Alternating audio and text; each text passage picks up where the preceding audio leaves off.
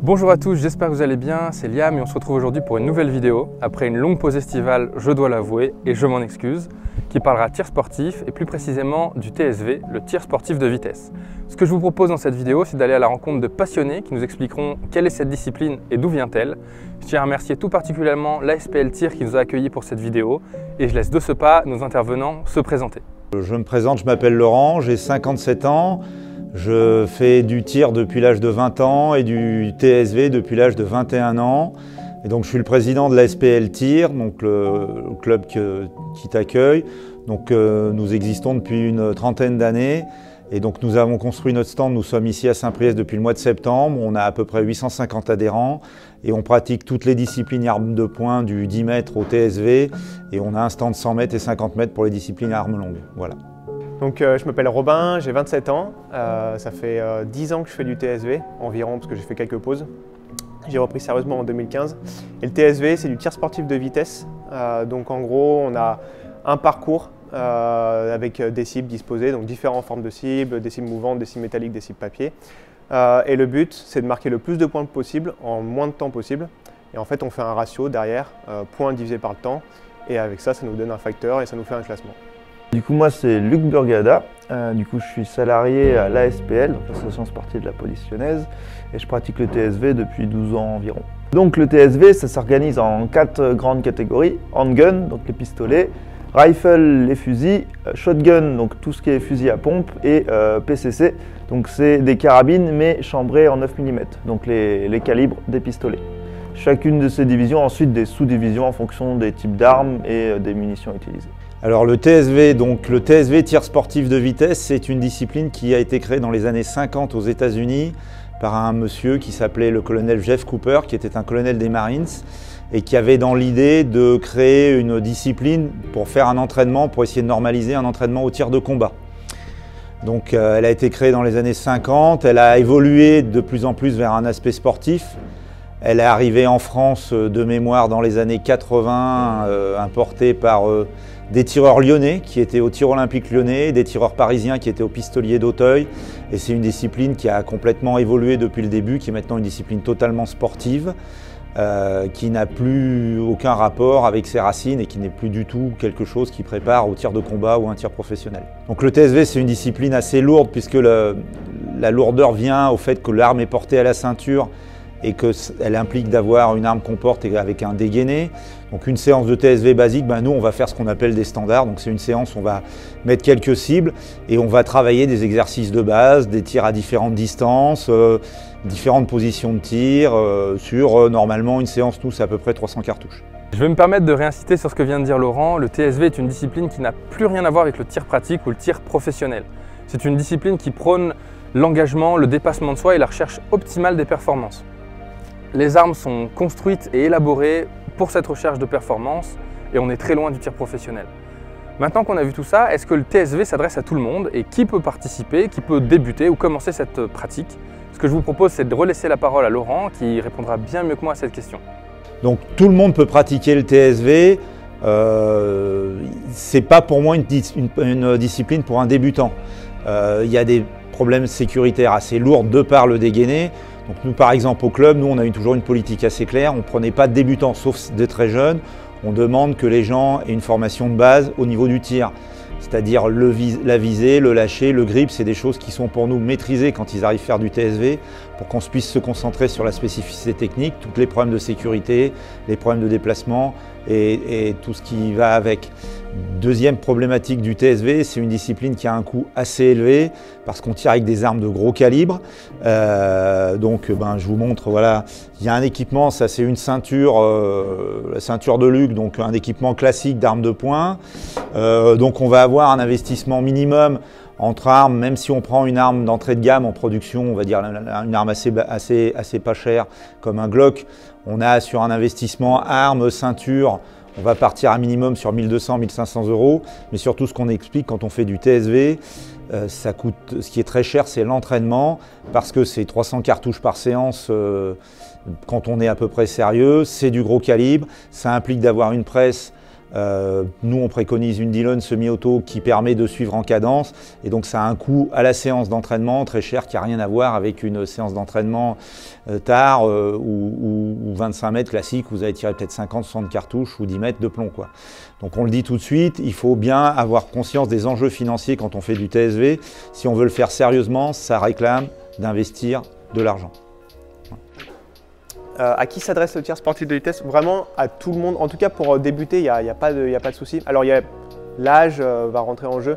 Au niveau quand tu es mineur, c'est un peu plus compliqué. Il faut être accompagné, etc. Mais si tu es accompagné, il n'y a pas de souci. On commence vers 13, 14, un peu plus, 15, 16 ans. Ça dépend de là où tu en es, etc. Et puis après, ça va être la vieillesse. Le souci, c'est que quand tu fais un sport, ça va être un peu plus compliqué. Donc ça s'adresse à tout le monde. Il y a la partie financière, comme on l'a vu. La partie financière, il faut avoir un peu de moyens, forcément, pour pouvoir rentrer dedans. Et puis après, quand tu veux faire des compétitions et évoluer, faire des résultats, forcément la tranche d'âge se rétrécit un petit peu. Il faut être quand même sportif, forcément. Il faut pouvoir se bouger, il faut être dynamique, il faut supporter la journée de match ou les plusieurs jours. Donc ouais, la tranche d'âge se rétrécit un petit peu, mais de base, c'est ouvert quand même à un grand panel de personnes. On l'aura bien compris, si tout le monde peut commencer le TSV, le principal frein à la pratique de la discipline est financier. Et c'est cet aspect-là qui tranchera pour la plus grande partie d'entre nous. Ce que je vous propose maintenant, c'est de s'attarder sur l'équipement et surtout les armes qui, comme vous l'aurez compris, sont spécifiques au tir sportif de vitesse. Donc là, j'utilise un AR-15 transformé en 9 mm. Dans le TSV, on utilise du 9 mm pour la partie PCC, donc Pistol Caliber Carbine. C'est un AR-15 vraiment de tout ce qu'il y a le plus classique. On verra peut-être après, mais il y a quelques parties qui ont été modifiées, cross, garde-main, etc. pour l'adapter à moi. J'en ai qu'une. C'est un peu moins sensible qu'un pistolet, ou en tout cas quand il faut réparer, c'est un peu plus simple. On ouvre les pièces, il y a de l'espace pour travailler les pièces, donc j'en ai qu'une. En TSV, parfois, on va retrouver des gens qui ont deux pistolets identiques. Et donc, à part les carabines, ce que tu vas retrouver vraiment beaucoup, c'est du pistolet, du CZ Shadow 2, du Tanfoglio. Tu vas retrouver après des Open type 2011, enfin 1911, 2011, etc. Mais voilà, moi, c'est vraiment mon outil et j'en ai qu'une et je me base que là-dessus pour tirer. En fait, on peut commencer avec ce qu'on veut comme arme. Le but, c'est de découvrir la discipline. Donc, si on veut débuter, découvrir la discipline, se faire plaisir, on peut faire avec ce qu'on veut. On peut même partir, nous on a une ceinture avec un holster, on peut partir à 45 si on veut, tant qu'on est arbitré, etc. Si c'est juste pour découvrir, a priori on peut faire ce qu'on veut. Par contre, on va vite se retrouver limité. Il y a des très bons tireurs qui tirent en Glock et il n'y a aucun souci, mais c'est des exceptions. Donc non, ce qu'il faut se dire, c'est voilà, je veux découvrir le TSV, j'ai peut-être un équipement chez moi, j'ai peut-être un Glock, je fais du targe, donc j'ai peut-être des armes qui correspondent très bien pour découvrir. Et après, pour faire du sport, pour faire du résultat, pour le confort, ouais, on va changer, on va plus se diriger vers des armes qui sont adaptées. Je parle de CZ parce que Shadow 2 c'était vraiment créé dans cette optique-là. Moins le 1, mais là le 2 c'est vraiment optique TSV. Et puis même après, là on a parlé de pistolet, mais en carabine, tu vas retrouver du Ruger, tu vas retrouver des choses comme ça. Pour découvrir, ça marche très bien. Il y avait CZ, il y avait le Scorpion. Voilà, pour découvrir, top. Pour faire du sport, non, il y a des exceptions, mais il faut passer à autre chose, je pense. Hélas, nos armes préférées ne nous porteront certainement pas sur les marches du podium. Néanmoins, le TSV permet une approche d'essayer de découvrir avec ce que l'on possède déjà à la maison en tant que tireur lambda. Je tiens à remercier tous les tireurs qui ont participé à cette vidéo, y compris ceux qui ne sont pas dans le montage final. J'ai dû faire un choix au niveau du montage. Néanmoins, il y a une chose qui se dégage de tous les tireurs avec qui j'ai pu échanger, c'est cet esprit de grande famille et cette volonté de se dépasser, d'atteindre un but, un objectif, toutes disciplines confondues. Les discussions ont vraiment été plaisantes et je tiens à remercier tous les tireurs avec qui j'ai pu échanger. Avant de conclure cette vidéo, j'aimerais redonner la parole à Laurent pour qu'il nous explique un petit peu les différentes filières / disciplines du TSV. Si on l'aura compris, d'une manière générale, il s'agit d'un ratio temps-point. Il y a une myriade de possibilités avec différents outils et ce que je vous propose, c'est de laisser Laurent parler un petit peu plus sur ce sujet-là. Le TSV à la base, ça a été créé, Monsieur Cooper l'a créé, c'était une discipline qui se tirait à l'arme de poing. Et c'était créé par des Américains, c'était une discipline qui se tirait avec un Colt 45, en 45 à l'arme de poing. Voilà, c'était prévu comme ça, c'était du tir combat, c'était pour travailler avec l'arme de dotation des Marines, voilà. Donc après, ça a évolué dans le sportif, on va dire, comme tout sport mécanique, on a créé des divisions pour différencier les types d'armes, on a évolué d'un point de vue sportif. Si j'étais méchant, on a créé aussi certaines divisions pour vendre des armes par certains fabricants. Enfin voilà. Maintenant, la base, c'était le handgun. En handgun, on a plusieurs divisions. La division de base, c'est ce qu'on appelle la prod, qu'on va dire qui est une arme de série, qui n'est pas une arme de combat, c'est une arme de série améliorée. Je mettrais ça un peu en parallèle avec le rallye où on a différentes catégories. On va aller au plus haut qui est l'open, qui est une arme totalement libre avec des visées optiques, des compensateurs. On va avoir ce qu'on appelle le standard qui est un peu quelque chose de construit autour d'un calibre plus puissant qui était plutôt du 45 qui est maintenant du 40 ACP. On a la division qu'on va appeler classique qui est en fait un retour aux sources qui est une division où on barre sur une base de Colt 1911, pas de 45 ACP parce que ça se tire en 9 ou en 40 soins, mais de Colt 1911.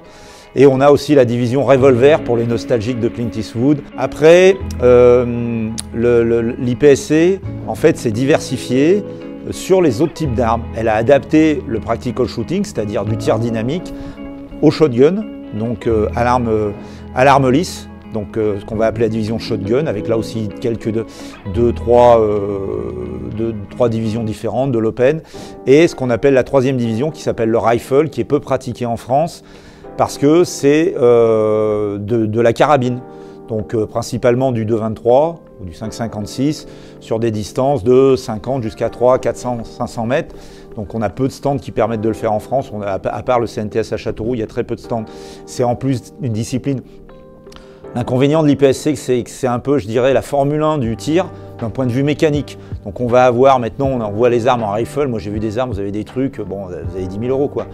Une course à l'armement, voilà. Donc il y a ces trois disciplines. L'IPSC maintenant est très très large, elle est très ouverte et vous avez plein de disciplines. En France, on pratique beaucoup l'handgun, le shotgun et la dernière née des disciplines de l'IPSC qui en fait marie le handgun et le rifle, ça a été créé, c'est ce qu'on appelle le PCC,